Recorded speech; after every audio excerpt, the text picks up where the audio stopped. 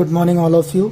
आज हम यूनिट 5 के कुछ टॉपिक डिस्कस करेंगे। यूनिट 5 में जो भी टॉपिक्स हैं वो आरटीओ और वीटीयू में यूनिवर्सिटी लेवल पे डायरेक्ट शॉर्ट नोट्स में आते हैं।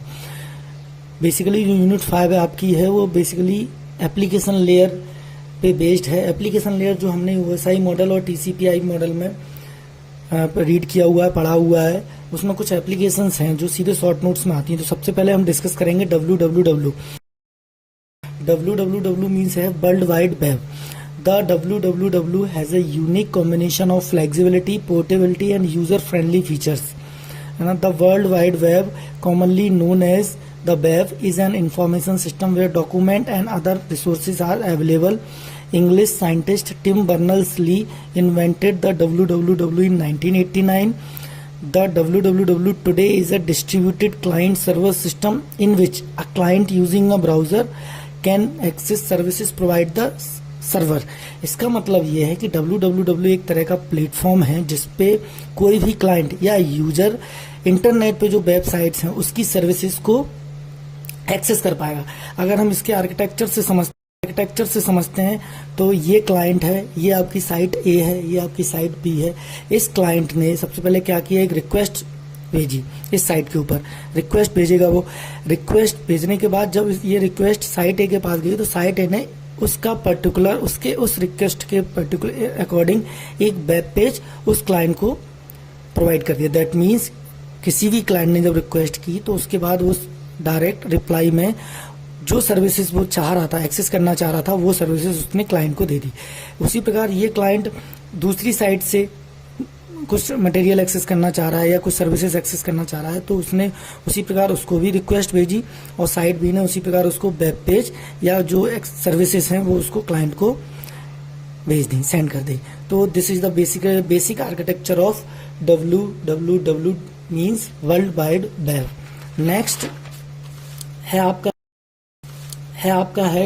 Topic domain name system, DNS.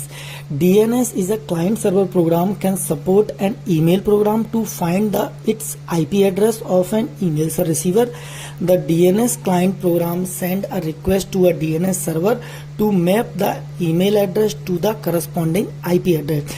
That means इसका मतलब ये है जो डोमेन नेम सिस्टम है वो पर्टिकुलर किसी भी एलाइस के पर्टिकुलर जो उसका आईपी एड्रेस होगा वो फाइंड आउट करके देगा। अगर हम इसकी वर्किंग समझते हैं तो वर्किंग देखेंगे ये आपका यूजर है। सबसे पहले हम एक FTP क्लाइंट और DNS क्लाइंट बनाएंगे। ये जो दोनों हैं ये एप्लीकेशन लेयर के अंदर काम करेंगे और जो सर्विसेज एप्लीकेशन लेयर से आगे ट्रांसपोर्ट लेयर को फॉरवर्ड की जाएंगी। और जो DNS क्लाइंट होगा एप्लीकेशन लेयर में, जो DNS क्लाइंट है ये DNS सर्वर से जुड़ा हुआ है। तो हम ये समझते हैं कि ये DNS वर्क कैसे करता है, इसकी वर्किंग कैसे समझते हैं। सबसे पहले यूजर ने क्या किया, एक होस्ट नेम दिया।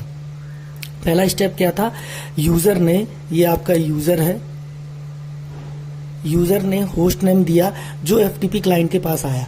FTP क्लाइंट के पास आया, FTP क्लाइंट ने सेकेंड स्टेप में उस होस्ट नेम को जो यूजर ने दिया था उसको DNS क्लाइंट को फॉरवर्ड कर दिया कि ये यूजर इस होस्ट नेम का पर्टिकुलर IP एड्रेस जानना चाह रहा है। तो सेकंड वाले पॉइंट में उसने होस्ट नेम को DNS क्लाइंट को दे दिया। DNS क्लाइंट ने ये जो होस्ट नेम था तीसरे स्टेप में उसकी एक क्वेरी बना के ये होस्ट नेम DNS सर्वर को दे दिया। DNS सर्वर ने जो क्वेरी आई है, होस्ट नेम आया, इसके रेस्पेक्टिव जो भी इसका IP एड्रेस होगा, जैसे कि उसने अपना डेटाबेस चेक किया तो उसमें देखा कि कोई उसका IP एड्रेस होगा, उस IP एड्रेस को रेस्पॉन्स के थ्रू चौथे स्टेप में DNS क्लाइंट को वापस कर दिया और DNS क्लाइंट ने वापस FTP क्लाइंट को फिफ्थ स्टेप में कर दिया IP एड्रेस और आगे सिक्स स्टेप में ये IP एड्रेस ट्रांसपोर्ट लेयर को फॉरवर्ड हो गया। दैट मीन्स इसमें ये हुआ कि इसी होस्ट नेम का हमने पर्टिकुलर एक IP एड्रेस उसका फाइंड आउट कर लिया with the help of DNS।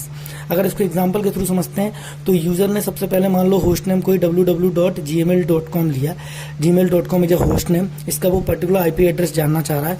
तो ये Gmail सेकंड वाले स्टेप में FTP क्लाइंट से DNS क्लाइंट पे गई। तीसरे पॉइंट में इसकी क्वेरी DNS क्लाइंट से DNS सर्वर पे गई Gmail का, और इसके बाद DNS सर्वर ने अपने डेटाबेस में Gmail के रेस्पेक्टिव उसका IP एड्रेस देखा तो मान लो 192 कुछ समथिंग होगा। तो रेस्पॉन्स के थ्रू उसने ये वाला IP एड्रेस रेस्पॉन्स में दिया और डीएनएस क्लाइंट ने ये आईपी एड्रेस एफटीपी क्लाइंट को दिया और आगे ट्रांसपोर्ट लेयर को फॉरवर्ड कर दिया। तो this is a basic working of DNS. अगर हम नेम स्पेस की बात करें, नेम स्पेस क्या है? Name must be unique because the addresses are unique. A name space maps each address to a unique name, है ना। ये दो टाइप्स के होते हैं, फ्लैट नेम स्पेस और hierarchical name space. In this name assign to a address, name is in this space या sequence of character without structure, कोई इसमें आर्किटेक्चर नहीं होगा। अगर हम इसके एग्जांपल की बात करते हैं तो नेम स्पेस बना रहा हूँ, जैसे कॉलेज का मैंने एक नेम स्पेस बनाना चाहता हूँ। कॉलेज में मैंने एक डिवाइड किया, अमन HOD CSE, मोहन एडमिन और रोहन IT HOD। तो यहाँ कोई स्ट्रक्चर नहीं आ रहा है, ये एक सिंपल सा हमने यहाँ फ्लैट नेम स्पेस जिसको बोलेंगे। अगर हम हायरार्किकल की बात करते हैं, hierarchical name space in this name is made of several parts. That means अगर इसी को हम हायरार्किकल स्ट्रक्चर से समझते हैं तो कॉलेज में सबसे पहले मैंने डिपार्टमेंट बनाया, एडमिन बनाया, डिपार्टमेंट में CSE बनाया, IT बनाया, एडमिन में मोहन, CSE में अमन, IT में रोहन। तो this is the hierarchical architecture of name space.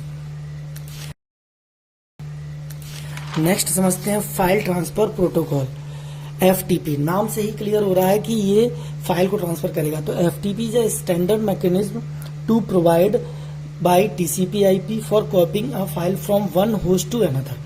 User से वेबसाइट सर्वर पर कोई फाइल ट्रांसफर हो रही है, वेबसाइट सर्वर से भी यूजर की तरफ कोई फाइल ट्रांसफर हो सकती है। FTP में दो टाइप्स के एस्टेब्लिशमेंट कनेक्शन होते हैं। सबसे पहला होता है डेटा ट्रांसफर, जो पोर्ट नंबर 20 पे काम करता है, जिसका काम रहता है ओपन और क्लोज, हर फाइल को ओपन और क्लोज करना।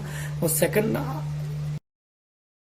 कनेक्शन होता है control information, that flow the control between client और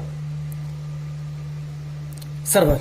अगर इसको हम डायग्राम के थ्रू समझें तो दिस इज अ यूजर। अगर क्लाइंट साइड पर देखें तो यूजर इंटरफेस, यहाँ कोई रिक्वेस्ट आई, control processes, data transfer processes, और यहाँ इसका ये डेटा डिस्क है, मतलब यहाँ इसका डेटाबेस है।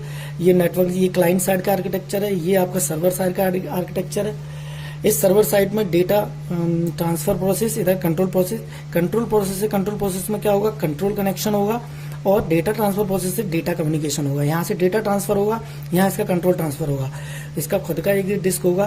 तो this is a basic connection between the client and server in FTP. Protocol is a simple mail transfer protocol. The simple mail transfer protocol is very simple protocol designed to transfer text-based electronic messages. It is used with the TCP protocol. SMTP is a transmission and reception protocol and does not actually define the format of content of the transmitted message. इसका मतलब ये है, ये केवल electronic message के लिए responsible है, ये नहीं बताएगा कि उस ट्रांसमिटेड मैसेज में कंटेंट क्या है। अगर इसके मॉडल की बात करें तो SMTP मॉडल